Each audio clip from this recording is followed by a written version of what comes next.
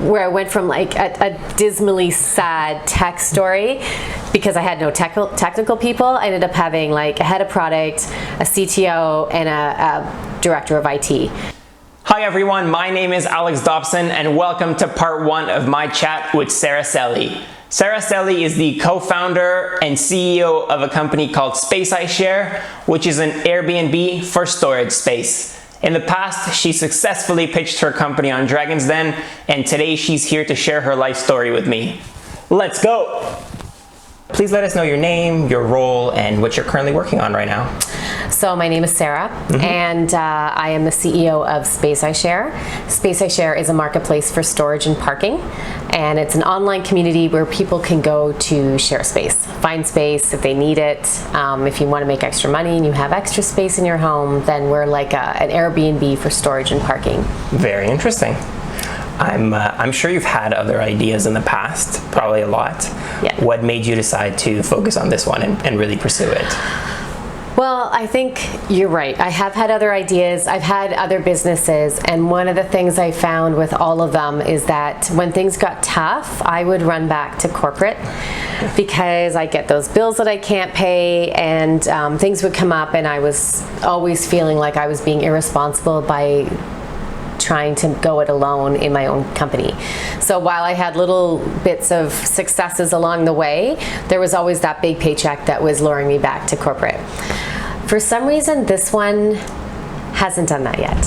So, good sign. Yeah, so I think I made a conscious choice that when I was gonna, I call it jump the cliff, that this was going to be the time that I actually made it work. And I felt like I also received a lot of positive markers along the way, and almost like validation, things that just keep pulling me forward. So if ever there's moments where I'm like, oh, I'm just gonna throw in the towel and I'm done and I'm gonna go back to corporate again and get a nice paycheck, I get a phone call that pulls me back in, or I have this happen and this happen. So I'm constantly being led down this path where I'm now letting myself get more involved and allowing that to all happen, as opposed to trying to force the issue and this has to happen this way. It's almost like sitting back and saying, okay, now what's next? And how are we going to do this? And I feel like that's much more of a natural way to go.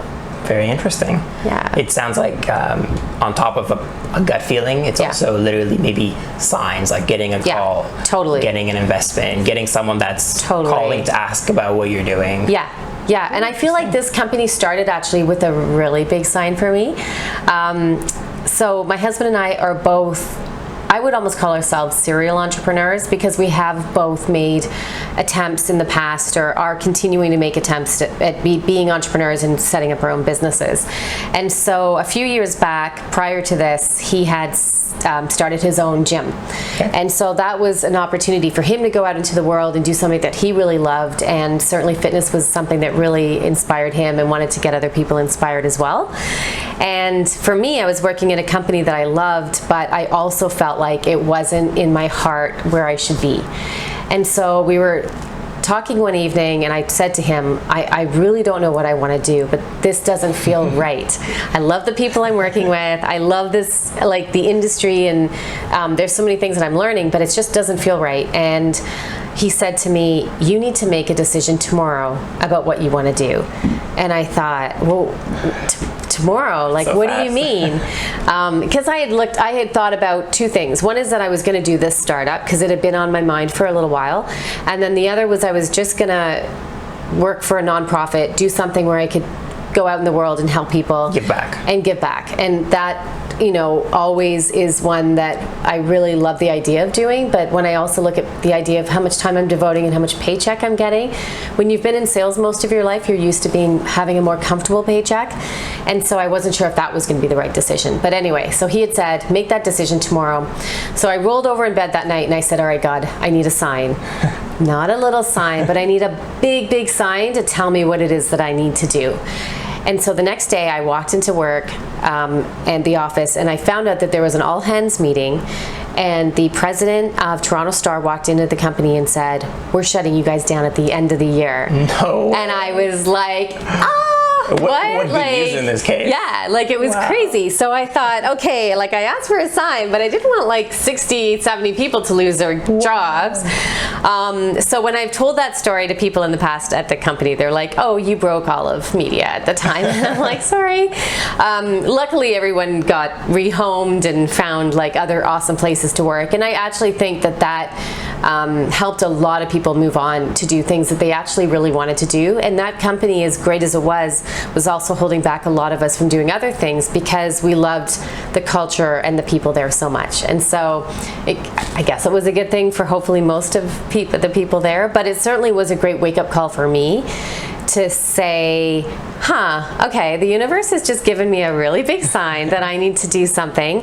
And it just seemed right that Space I Share was what it was going to be. And so at that point, I sat down with my two closest colleagues at the company we were talking about what we were going to do about all the staff and how we're going to take care of our salespeople. And so I had asked one of them, what do you want to be when you grow up? And turns out she wanted to be an entrepreneur too, and my colleague and I had already decided we were going to do this together, so that's how the three of us ended up on this journey together. That's very interesting. Yeah. Very interesting. Yeah. Thanks for sharing. No problem. How long did it take you from having the idea to getting your first listing?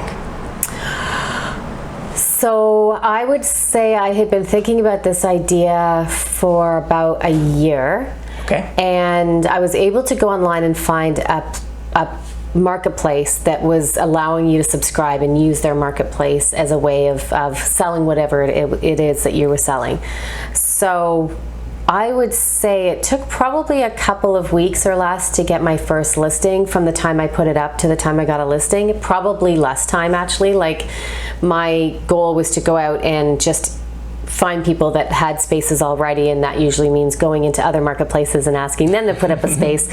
So I did actually find that there were people that were starting to put up space fairly early, so that was really good. A good sign I guess another validation. Yeah, exactly. Like these were all the validation points that were happening, was that people were putting up listings, people were interested in renting out those spaces, and it was really more about like, how are we going to make it easier for them to do that? How are we going to take away any friction that was occurring between, I need a space and this isn't the right space for me kind of thing. So, which was a lot more challenging than we realized.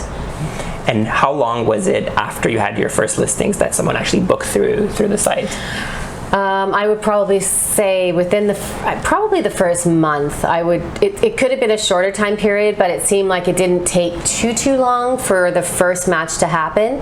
I believe that it was probably, from what I remember, it was somebody that we did know who was booking. So that typically happens anyway in startup. Like you get your friend to meet with this other friend, and you put them together, and then it's like, woo, we got a match, right? So that happened fairly soon. It was when people started matching without us even realizing it, and we were like, oh wow, there's like a match. We didn't do anything. They just organically came to the site and had conversation, and then there was a booking. So that has always been like a win for us to this day. We're always so excited. Do you think that like organic non-friends and family match happened within like the first 2-3 months? I would say so, yeah. Okay. Yeah. So definitely, like, people were finding us. We were like on the platform itself. We did a pretty good job with SEO, so it's easy to find us, and so people were finding us pretty easily. So it's search engine optimization, just to get yourself up there, like on the Google homepage, for example, as being number one. People are looking for extra space, or they want to list their own space. Yeah. Interesting. Okay.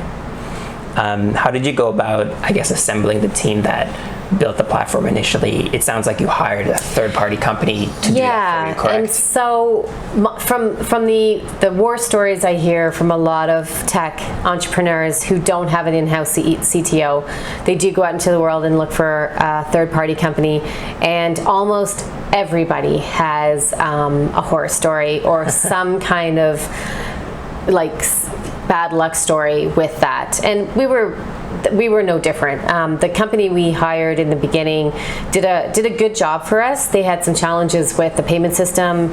Anybody would have, and so I don't fault them for that. But it was certainly just difficult because we have timelines that we want to adhere to, and we were new to the tech space too. We had never really built anything like this before. So as non-tech people, it just seems easy. It's like, it's a marketplace. Come on, there's a picture, there's a listing, there's a calendar, there's like payments. Like, this is pretty basic. We're not doing any machine learning. We're not doing like any really deep tech here. Like, let's get this done. But it's actually not like that. And especially when it comes to payment systems, like, it is amazing as I've come to learn just how many challenges people have with that particular issue. And in fact, like, even when I was speaking with Michelle Romano from Dragon's Den, telling her, you know, reliving that payment system problem, she had said, "Oh God, don't tell me about that. I understand. I get it." So she's been there before. She's been there before. And one thing I've also learned is that it doesn't matter how many people you even have on your tech team. Problems always happen. And as much as we're so used to using these beautiful platforms like Facebook and Airbnb and Uber, like, you're just like, God, this is just so easy to use. Like, look at the way that car like comes and picks me up. And we all want that for our businesses, right? Because we all understand how easy it is when it's easy. And yet it takes a ton of money. It takes a lot of time. It takes like a product person to communicate with a tech person. Like, you can't expect a technical person, again, another lesson I learned, to understand how to make things look good and what would be a good journey for a user.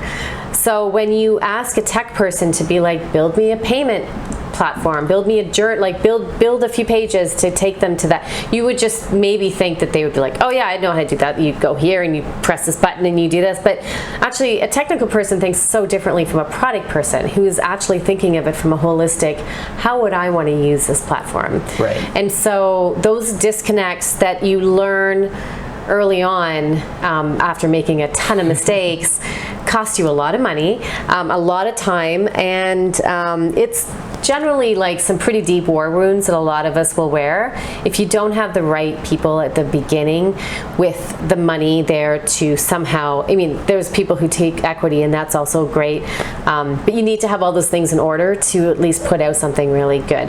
And of course, there's lots of tools now that make life a lot easier, but it still takes a lot of focus and time. So it sounds like at this point you didn't have a CTO, like a chief technology officer yet. We didn't. And so we went into it thinking, well, when we get funded, then we'll have a technical person, and then we'll be able to build something better, and everything will be really hunky-dory. Rosy. And we felt like, as a team, the three of us were really strong sales marketing people. We had done some great PR.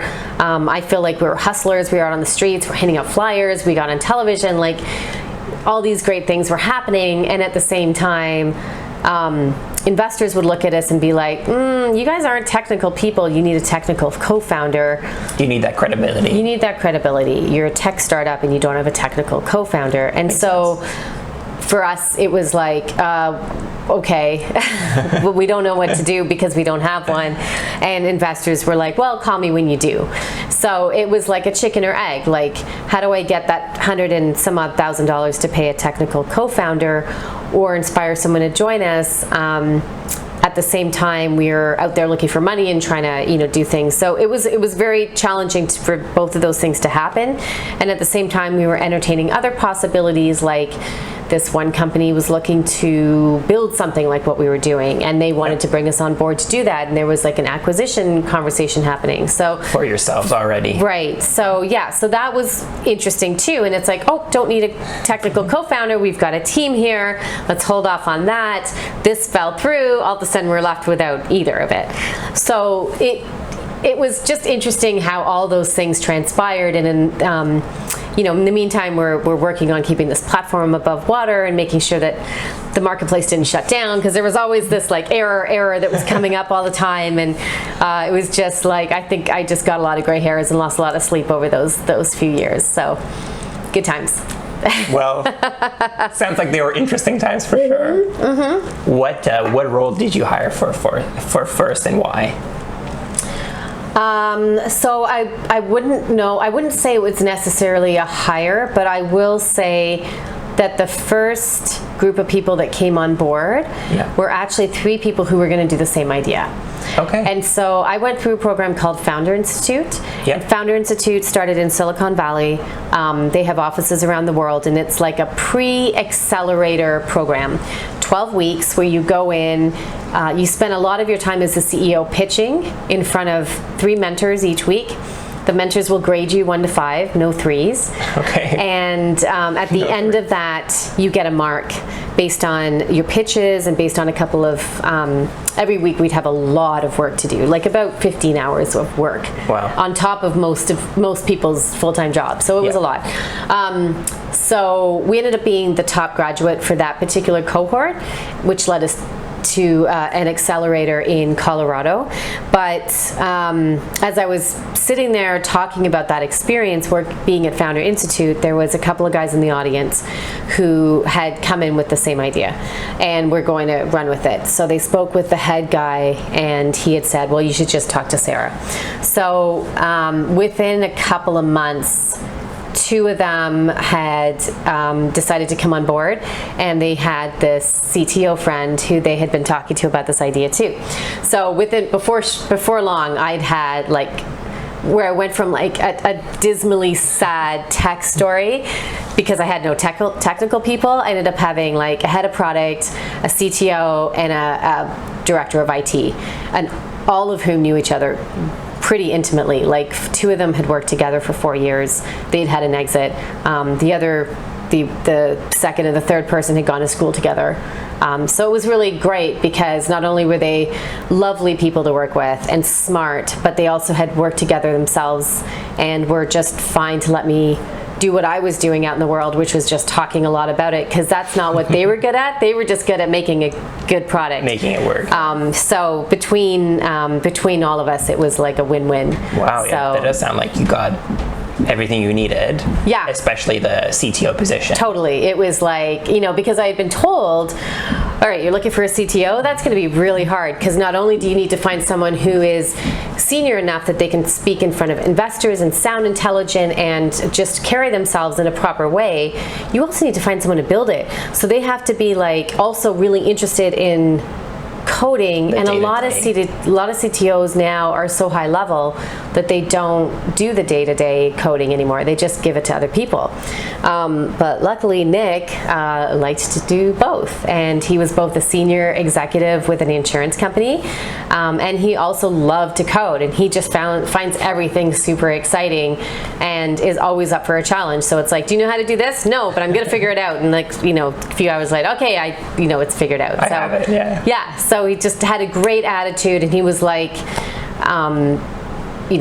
but all of them were just like perfect people to put into the company. So that was cool. And it sounds like it basically happened out of nowhere. You just exposed yourself. You went and did this pre-accelerator program. Yeah. You met some people, and through those people, you connected with these eventual partners. Yeah. Very interesting. So it worked out well. And this was after the fact, where I had done the pre-accelerator, I'd done another accelerator, I'd been turned down by investors numerous times for not having the technical chops and the technical people. So it was by that time that these guys came on board that it was like, oh, thankfully, this is that's part, that's going to help a lot. Bit of a relief. Yeah, for sure.